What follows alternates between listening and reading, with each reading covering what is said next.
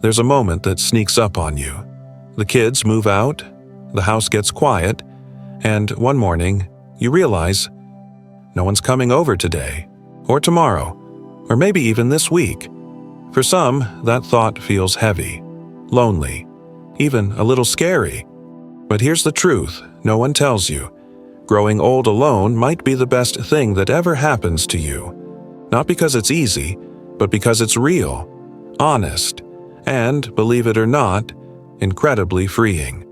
In this video, we'll explore why being alone in later life doesn't have to mean being lonely, and how it can actually lead to deeper peace, purpose, and even unexpected joy. Reframing loneliness.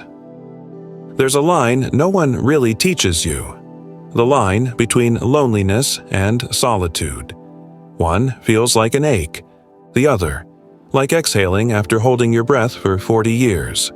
When you're younger, being alone often feels like something's gone wrong, like a punishment. But after 60, you start realizing being alone can be a gift, a chance to finally be with yourself, not to fix anything, not to impress anyone, just to be. There's a study from Harvard that followed adults for over 80 years. You'd think it was about money or success, but the thing that predicted health and happiness most? The quality of your relationships. And here's the catch. One of those relationships is with yourself. You can have a full house and still feel empty. Or you can have a quiet afternoon with a cup of tea, your favorite playlist, and a soft breeze through the window, and feel deeply, contentedly alive. And here's the beauty. When you're no longer afraid of your own company, you're never truly alone again. Freedom from roles. For most of your life, you've probably worn more hats than you can count. Mother, husband, provider, caregiver, helper, listener, peacemaker, and those roles, they mattered. They built homes, they raised children, they held families together. But sometimes in playing all those parts, we lose sight of the person underneath. Then one day, the house is quiet, the phone doesn't ring as often, and suddenly all the roles slip off. What's left? You. Just you. With your quirks, your untold dreams, your real voice, and that can feel unsettling, like meeting yourself for the first time in decades. But give it time, and it becomes something else. Freedom. Freedom to wake when your body wants, to eat breakfast at noon, to take a painting class without worrying if you're good enough. Freedom to say no without guilt, to say yes without needing approval.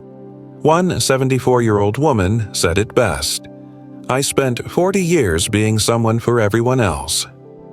Now, I'm finally getting to know who I actually am.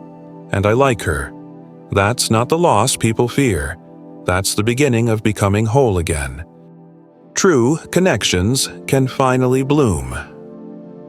Here's something surprising about aging alone. When you stop trying to be everything for everyone, you finally create space for real connection. Think about it. For years, relationships were tied to responsibilities. School pickups, family dinners, work obligations, social shoulds. Most of those connections were built around doing. But now, you get to build them around being. You don't need a big circle. You need an honest one. The neighbor who smiles when you pass by. The woman from Tai Chi class who always asks about your garden. The friend who texts you cat memes at 9 p.m. just because they knew you'd laugh. These are the threads that stitch warmth into our days. Margaret, 71, said, "When I stopped waiting for my kids to fill every gap in my life, I realized I had a dozen people already around me. I just hadn't let them in." It's often after the noise quiets down that we hear the knock of unexpected friendship. And when we answer it, with no pressure, no masks, something beautiful grows. Because the truth is, being alone gives you the clarity to choose people who make you feel alive, not just obligated. Mental clarity and growth happen in quiet. Most of us aren't afraid of being alone. We're afraid of what we might feel when things get quiet. But here's the twist no one talks about. Quiet doesn't shrink you. it reveals you. When the house is calm and the calendar's clear and no one's asking anything of you, that's when the real thoughts rise to the surface. Not the to-do lists, not the worries, the you under all of it. Some seniors describe it like a fog lifting. They notice birdsong again. They reread old journals and feel compassion, not regret.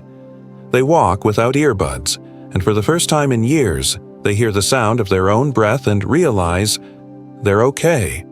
Research from the Mayo Clinic shows that solitude, when chosen and embraced, reduces cortisol, enhances creativity, and improves emotional regulation. It literally helps your brain breathe. One man in his 70s said, "After my wife passed, the silence scared me. But eventually, it became my teacher. I started painting. I started listening. And, most of all, I started forgiving myself." That's the gift of stillness. It doesn't just hold your grief, it makes space for your healing. You become your own foundation. There's a quiet kind of confidence that comes with age, the kind that doesn't need applause or permission. In your younger years, it was natural to lean on others, for advice, for encouragement, for stability. But the longer you spend with yourself, the more you realize.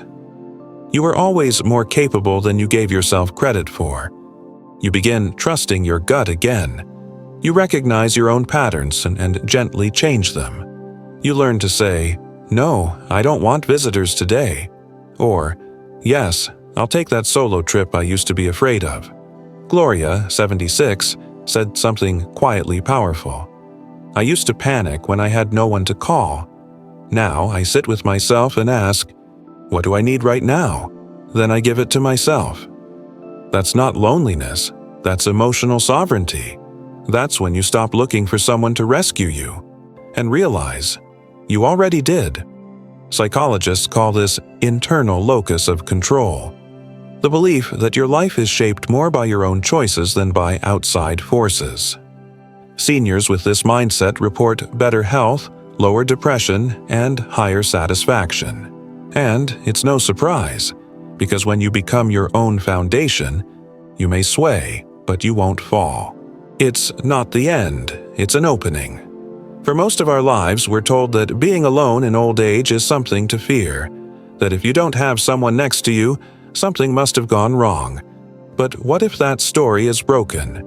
What if this season, this quiet, honest, unfiltered season, is where life finally slows down enough for you to feel it fully? No pressure to entertain, no schedule to follow, no need to be strong for everyone else, just the soft hum of your own presence, and the surprising joy of realizing you're still here. You survived the heartbreaks, you learned from the silence, you forgave what you could, and you made peace with the rest. That's not the end. That's an opening to finally live for you, to sit in a sunlit room, coffee in hand, and know that your company is enough, to laugh at your own jokes, to cry when you need to, and to trust deeply that even alone, you are never truly lost. So if this video found you on a quiet day, I hope you feel a little more seen, a little more strong, a little more home in your own skin. What's one thing you've come to appreciate about growing older, especially alone? Share it in the comments. You never know who might need to hear your wisdom today.